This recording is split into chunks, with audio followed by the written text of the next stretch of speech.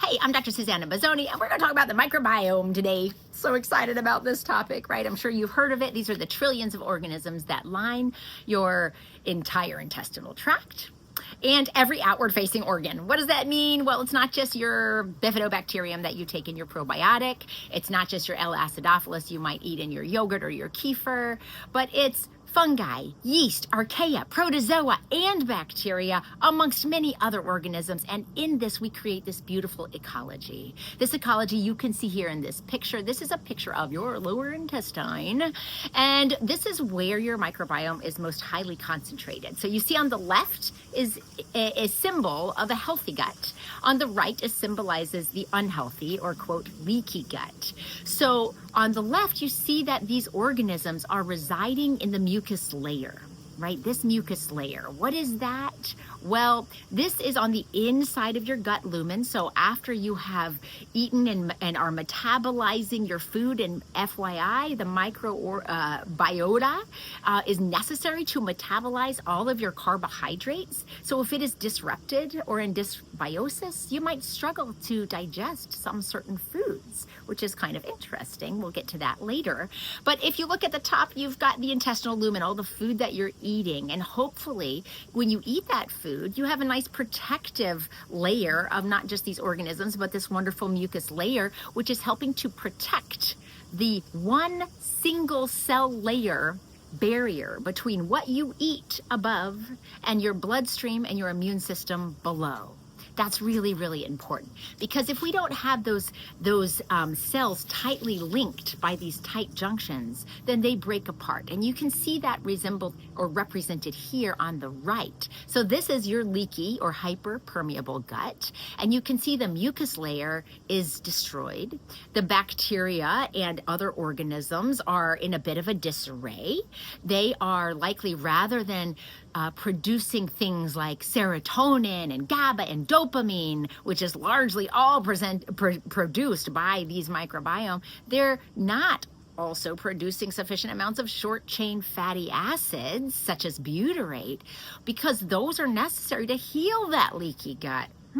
Okay, so what are we protecting from? We're protecting our bloodstream below, because we don't want a whole bunch of inflammation of all these inflammatory things coming out of this microbiota through our bloodstream and activating our immune system below. So the big question is, how can we support that mucus layer? And why would we want to?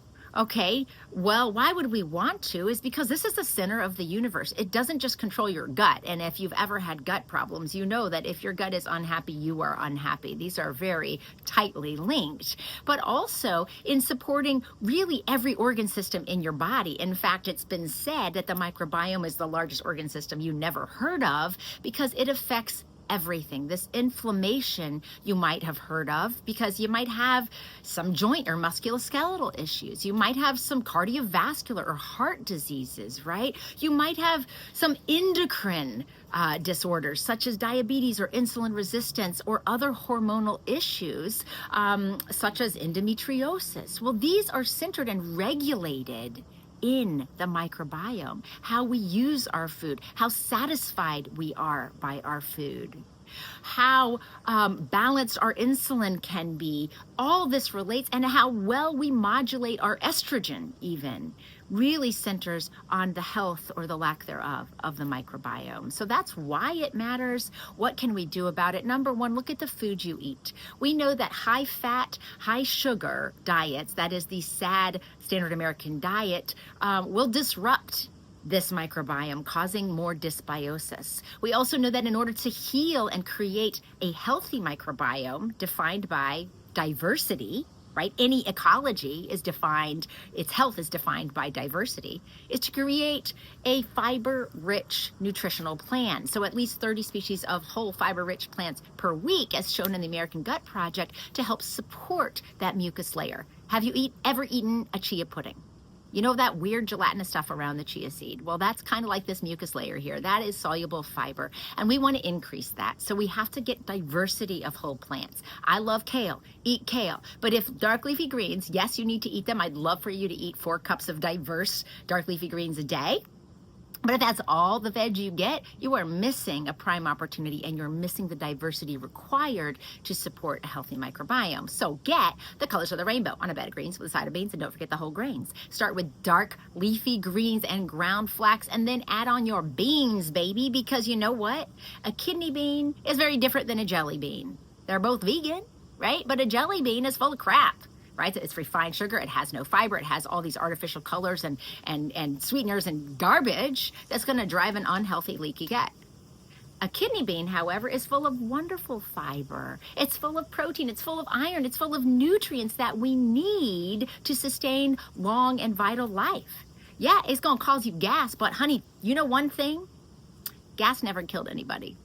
Heart disease kills someone every 36 seconds. You can do this. If that causes a lot of gas, if some of the foods on this list of high fiber rich foods cause you gas, then back up, but don't stop.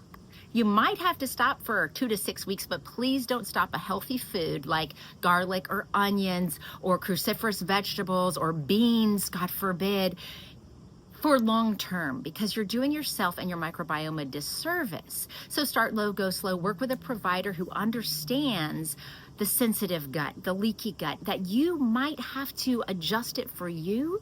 It doesn't all have to look one way. It doesn't have to be 100% plant-based, but we do know that the more 80 to 90% of our caloric intake that we can get from whole plants, the better we are, the more longevity we have. And so do that with compassion, do it at your own pace, and try to replace those processed foods with those good, healthy foods. You are what you eat, and it becomes easier as you go. So go compassionately and onward towards your fiber-rich nutrition.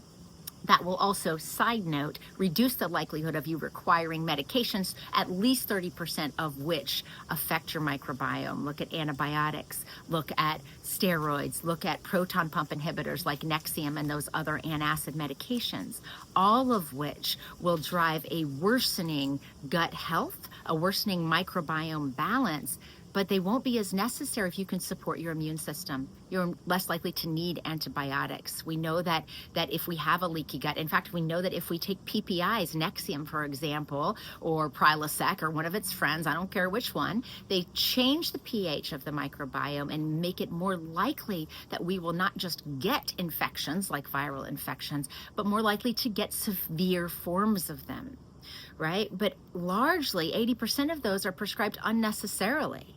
Some of them are necessary, so know who you are, but they're largely related to the food we eat. So if we can work with that nutrition, reduce the unnecessary medications that are further disrupting our gut balance, and strive towards the finest version of ourselves with power.